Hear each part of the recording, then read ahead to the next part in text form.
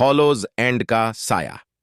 अक्टूबर की एक ठंडी शाम को मैकेलिस्टर परिवार ब्लैकवुड जंगल के किनारे स्थित हॉलोज एंड नामक एक पुराने खंडहरनुमा हवेली में रहने आया।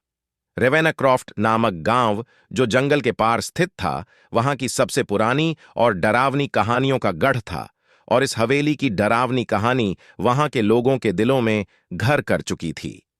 पर मैकेलिस्टर परिवार, जिन्होंने हाल के दिनों में कई परेशानियों का सामना किया था, इन अंधविश्वासों को नकारते हुए एक नई शुरुआत की उम्मीद में यहां आए थे।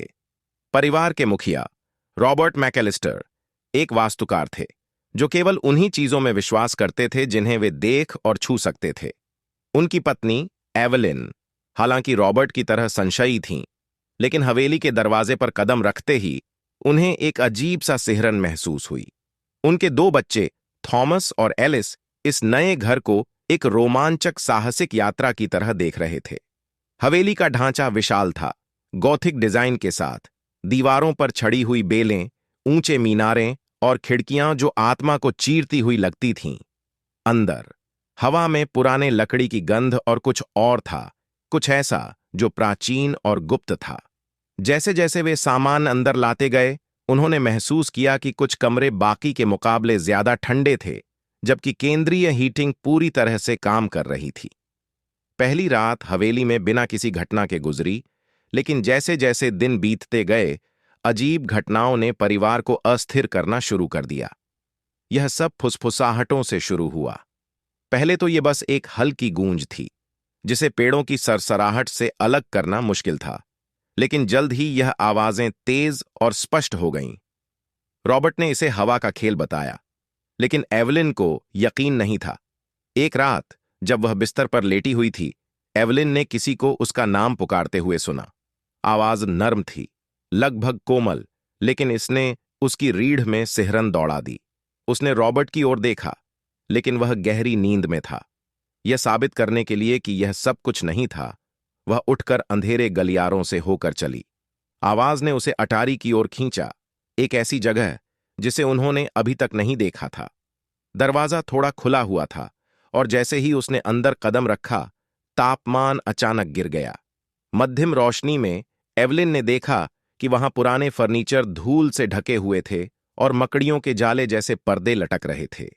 लेकिन उसकी नजरें एक चित्र पर टिक गईं, जो एक महिला का था, उसकी खुद की तरह ही दिखती हुई, जिसकी नीली आंखें उसकी हर हरकत को देख रही थीं।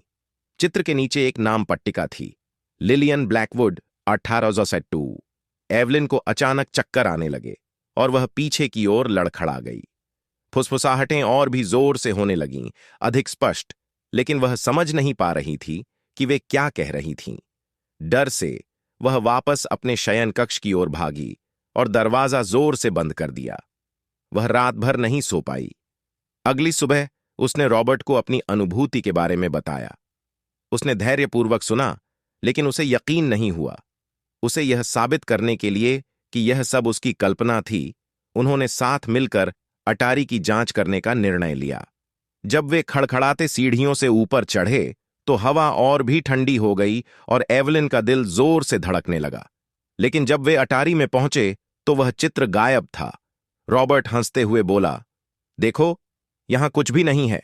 लेकिन एवलिन को यकीन था कि उसने जो देखा था वह सच था।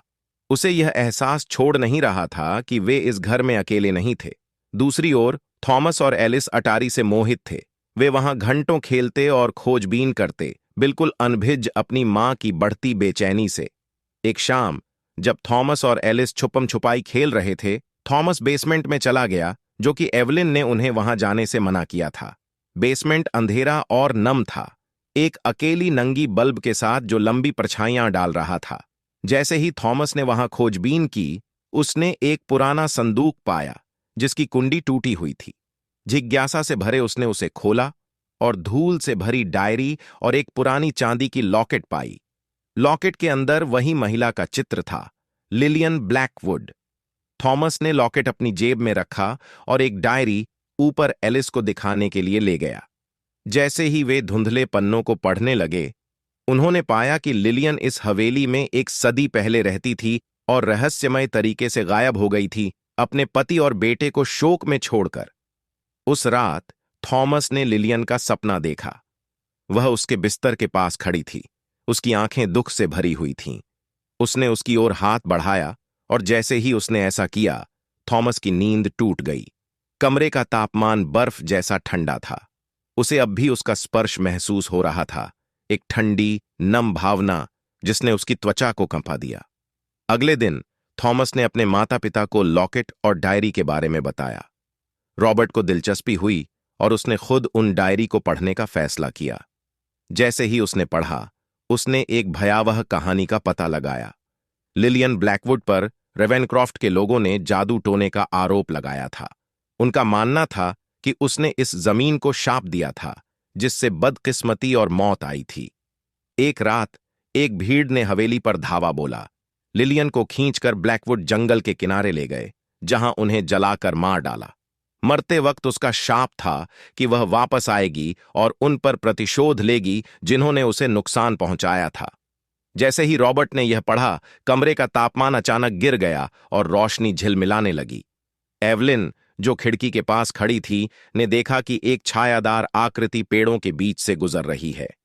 डर से उसने जल्दी से पर्दे बंद कर दिए। उस रात से प्रेतवाधित घटनाएं बढ़ गईं। फुसफुसाहटें चीखों में बदल गईं, दरवाजे खुद ब खुद बंद हो जाते,